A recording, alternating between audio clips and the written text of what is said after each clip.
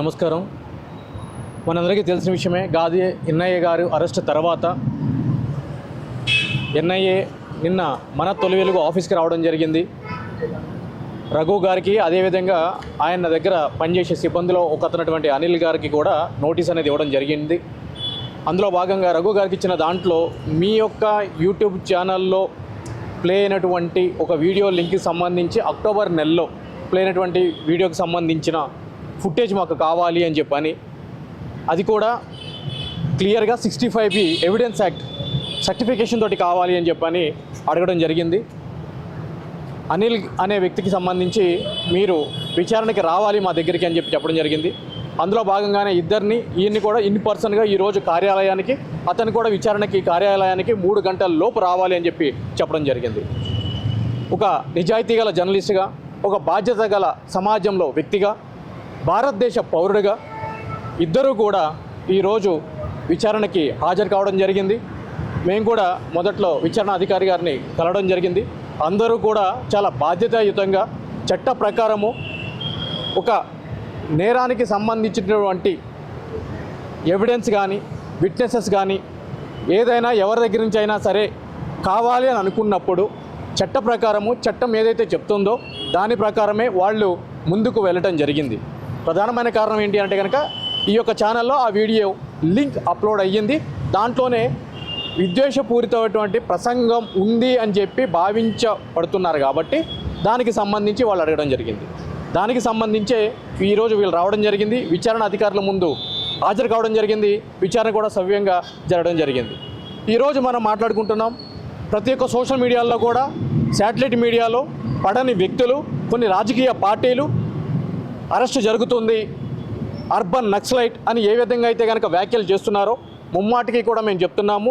మా తరపున కూడా ఎన్ఐఏ అధికారులకి ఏదైతే కనుక అర్బన్ నక్సలిజం అనే మాట ఉందో అది ముమ్మాటికి కూడా పదే ఇన్స్టిగేట్ చేయడం కూడా, ఇన్సిస్ట్ చేయడం కూడా చట్ట ప్రకారం నేరం కాబట్టి మా దృష్టికి వచ్చిన వాళ్ళందరి మీద కూడా కంప్లైంట్ రూపంలో, ఫిర్యాదు రూపంలో మేము కంప్లైంట్ రూపంలో చేసి సదరు అధికారులకు అందజేసి ఈ విధంగా సమాజంలో శాంతి భద్రతలు చెడగొట్టే విధంగా, అదేవిధంగా బాధ్యత కలిగిన వృత్తిలో ఉన్నటువంటి వ్యక్తుల మీద ఇటువంటి ముద్రలు వేయడం చేత సమాజంలో అది ఒక వక్రీకరించబడిన దిశగా వెళ్తుంది. కాబట్టి వీళ్ళందరి మీద కూడా సమాజ వ్యతిరేక శక్తులు కూడా నిజమైన నక్సలిజానికి, అర్బన్ నక్సలిజానికి అర్థం ఏంటి, ఏం చెప్తుంది అని తెలుసుకుని మాట్లాడితే ప్రతి ఒక్కరు కూడా వింటుంది. ఈరోజు ఎవరైతే కనుక ఈరోజు అరెస్ట్ కాబడ్డారు, వీళ్ళు అర్బన్ నక్సలైట్లు అని చెప్పి అంటున్నారో వాళ్ళందరికీ కూడా రేపు నోటీసులు ఇష్యూ చేసి వాళ్ళు కూడా విచారణ అధికారి ముందు హాజరయ్యి వాళ్ళకి ఎక్స్ప్లెనేషన్ చేసే విధంగా కూడా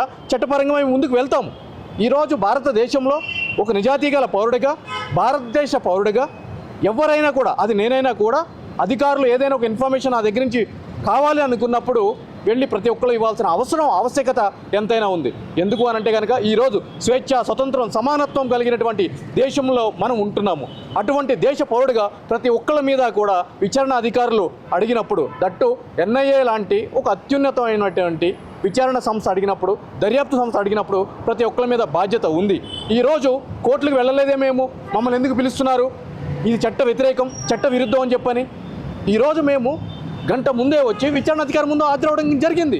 ఎందుకంటే కనుక మాకు బాధ్యత ఉంది, సమాజం పట్ల గౌరవం ఉంది, దేశం పట్ల బాధ్యత ఉంది.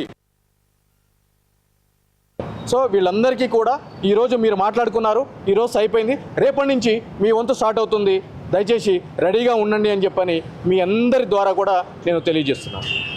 అదే ఇన్నే తర్వాత ఇంకెవరైనా అరెస్ట్ చేసే అవకాశాలు ఉన్నాయా బ్రదర్? ఇది సాధారణ ఇన్వెస్టిగేషన్ కాదు, ఇది UAPA అనే ఒక చట్టం ద్వారా ఎన్ఐఏ అధికారులు మినిస్ట్రీ ఆఫ్ హోమ్ అఫైర్స్ ద్వారా ప్రత్యేక ఉత్తర్వుల ద్వారా వీళ్ళకి ఈ యొక్క కేసుని ఇన్వెస్టిగేషన్ చేయండి అని చెప్పని వచ్చిన ఉత్తర్వుల ద్వారా వీళ్ళు కేసు రిజిస్టర్ చేసి గాదే ఎన్ఐ గారిని అరెస్ట్ చేయడం జరిగింది.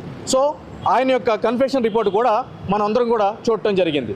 వాళ్ళ యొక్క విచారణలో ఎవరైనా సరే ఈ యొక్క క్రైమ్ ఏదైతే కనుక ఎలిగేషన్ చేస్తున్న క్రైమ్ ఏదైతే ఉందో ఆ క్రైమ్లో ఎవరైనా బాధ్యతలుగా ఉన్నారు అని చెప్పి వాళ్ళకి భావిస్తే వాళ్ళు చట్ట ప్రకారం ముందుకు వెళ్ళడం జరుగుతుంది. సో ఈ దశలో వీళ్ళు అరెస్ట్ అవుతారు, వాళ్ళు అరెస్ట్ అవుతారు, ఇంకా 10 మంది వ్యక్తులు వస్తారు అని చెప్పి చెప్పడానికి ఎటువంటి రైటు మాకు లేదు. అది ఆ విధంగా చర్చించడానికి కూడా మనకు హక్కు లేదు.